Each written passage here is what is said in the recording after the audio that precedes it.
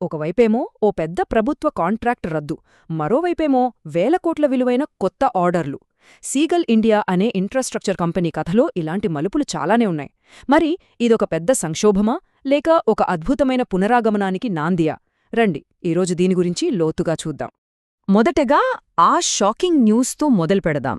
2025 మధ్యలో సీగల్ ఇండియాకు ఊహించని దెబ్బ తగిలింది. దేశంలోనే ఎంతో ప్రతిష్ఠాత్మకమైన ప్రాజెక్టులలో ఒకటి వాళ్ల చేజారిపోయింది. అసలు కారణం ఏంటని చూస్తే ఒడిశారే రిపోర్ట్ ప్రకారం పని చాలా నెమ్మదిగా జరుగుతోందట. దీర్ఘకాలంగా పనుల్లో జాప్యం జరగడం వల్లే ఈ నిర్ణయం తీసుకున్నట్టు చెప్పారు. ఇది కంపెనీ పనితీరుపై తీవ్రమైన ప్రశ్నలను లేవనెత్తింది. అంతేకాదు వాళ్ల భవిష్యత్ ప్రాజెక్టులపై కూడా ఇది నీలినీడలు కమ్మేలా చేసింది. సరే, మరి ఆగిపోయిన ఆ ప్రాజెక్ట్ ఏంటి? దానివల్ల సీగల్ ఇండియాకి ఎంత పెద్ద నష్టమొచ్చిందో ఓసారి చూద్దాం.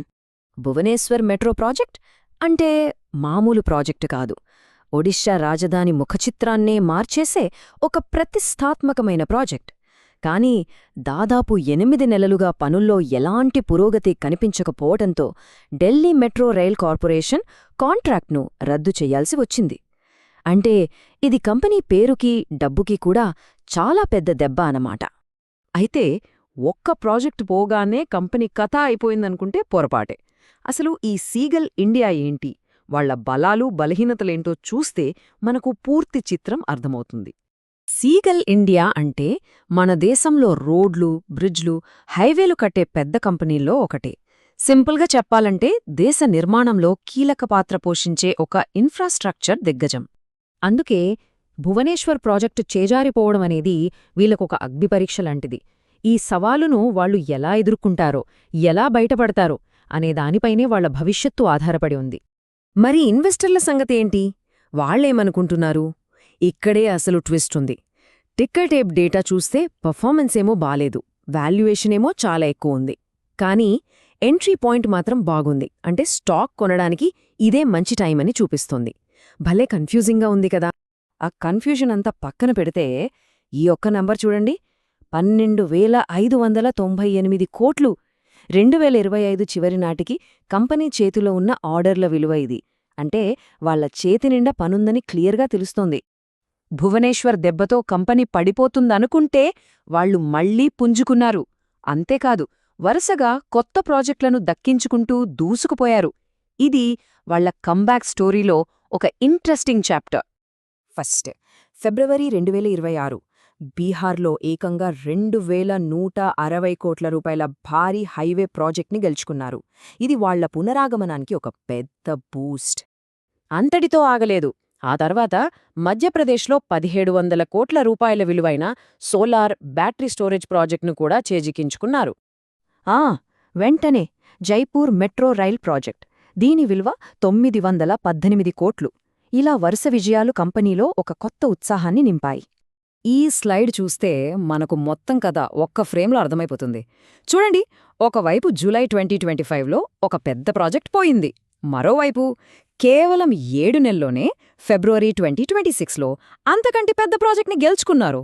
దీన్నే కదా ఎదురుదెబ్బకు సరైన సమాధానమనడం.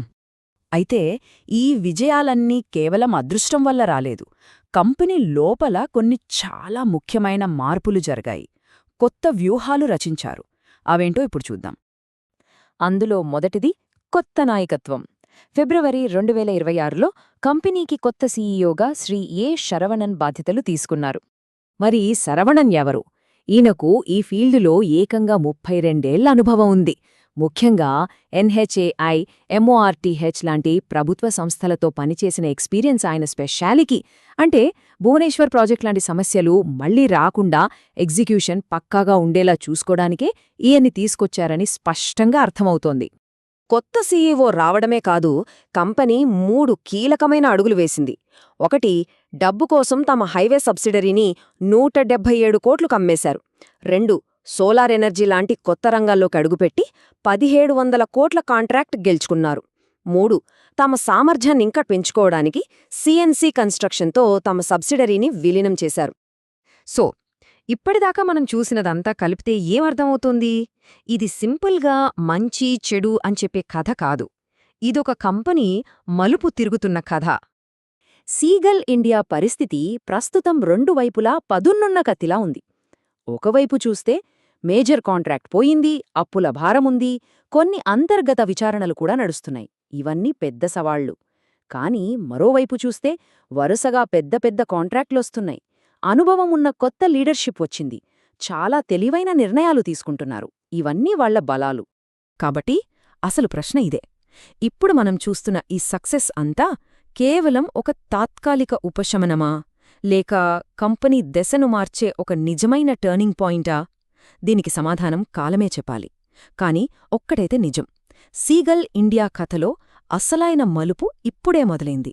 భవిష్యత్తులో ఏం జరుగుతుందో చూడటం చాలా ఆసక్తికరంగా ఉంటుంది.